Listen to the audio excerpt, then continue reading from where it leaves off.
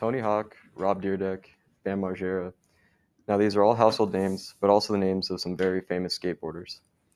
Skateboarding is a sport with an extremely rich history, dating all the way back to the first commercially made boards in the 1960s.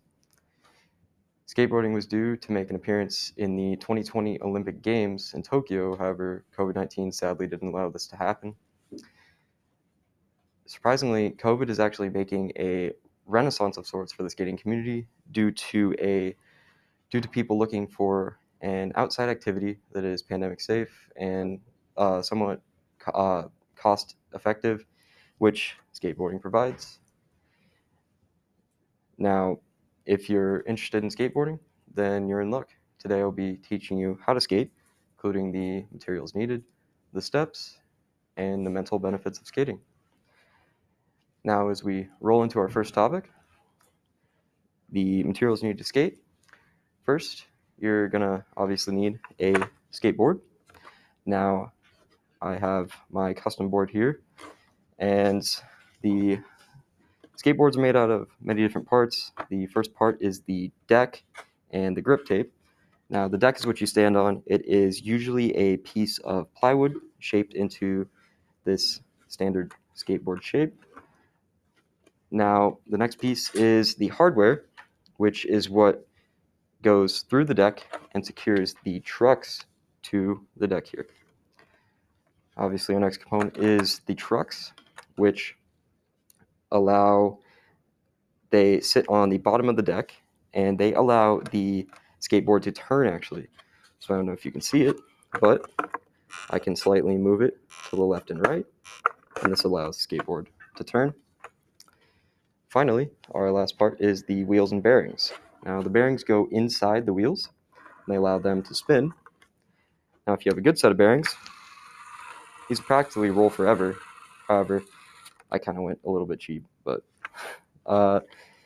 now our next piece to skate is you're going to want some decent skate shoes. Right now, I'm wearing Vans. However, any flat-soled shoe will do. I just personally wear Vans because they have a long history of making shoes specifically for skateboarders, and I just like how these look. So the next piece you're gonna want is something to cover up. I personally like jeans and a long sleeve shirt or a hoodie, as I'm wearing now.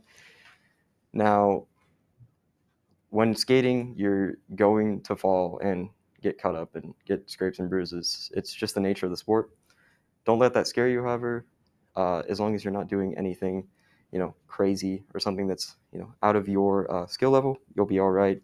However, it is best to cover up when you can so that if you do fall, it prevents further injury.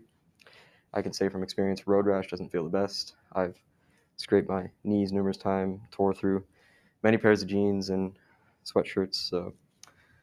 And now that we've got all our materials, we can go into the steps needed to skate. Now, first thing you're going to want to do when you're learning to skate, you're just going to want to get a feel for the board. Now, the best way to do that is simply by standing on it. So you're going to want to take your feet and place them right about here, and your other foot right before the tail. And just kind of shift your weight around, get a feel for the board. And once you're comfortable with that, you're going to want to take the the foot opposite of your dominant hand. So since I'm left-handed, I'm going to take my right foot. I'm going to place it about right here, right behind the wheels and right behind the first set of hardware. Now, once you got your weight distributed evenly, you're going to want to push off with your other foot. And once you're going at a decent speed, you're going to want to switch your feet so that, for me, I'm just going off of me being left-handed. My right foot is going to be like this, and my left foot is going to be right about here, and now you're skating. So if you want to turn left or right, for me, to turn left, since I'll be standing, this way on the board, I will shift my weight via my ankles forward so that the board will tilt to the left. Now, if I want to go right, just the exact opposite. I will shift my weight back to my heels, and I will kind of move right. Now, stopping is honestly, it's not exactly hard, but it's not easy either. One of the ways that I like to stop is kind of just, if I'm going pretty fast, I'll just stomp my foot on the ground every second or two. That will slow my speed.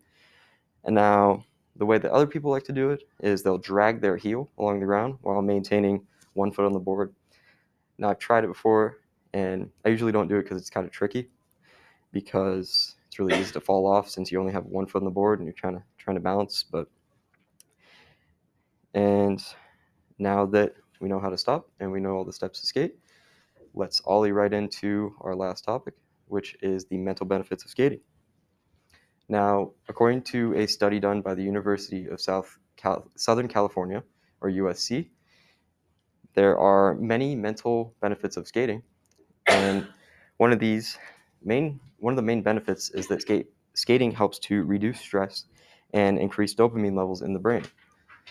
Now, the researchers also found that skating encourages a sense of community and fosters inclusiveness among different races and genders due to the nature of the skating community around a skate park, taking turns, learning to respect others, and various things like that.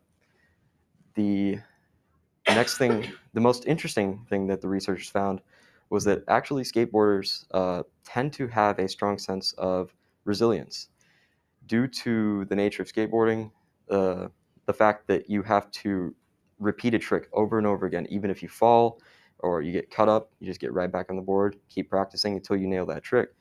And due to this nature of skateboarding, a lot of those who do skate have a strong sense of resilience and persistence and do well in other aspects of their life outside of skateboarding. So I would like to take a moment to look back over what we did today, what we talked about today. First, we talked about the materials needed to skate. Next, we talked about the steps and how to skate. And finally, we went over the mental benefits of skating. I hope that this has prompted some of you to possibly pick up a board yourself and try it out and learn to not be intimidated by falling or getting cut up, as it's simply all part of sport. And thank you.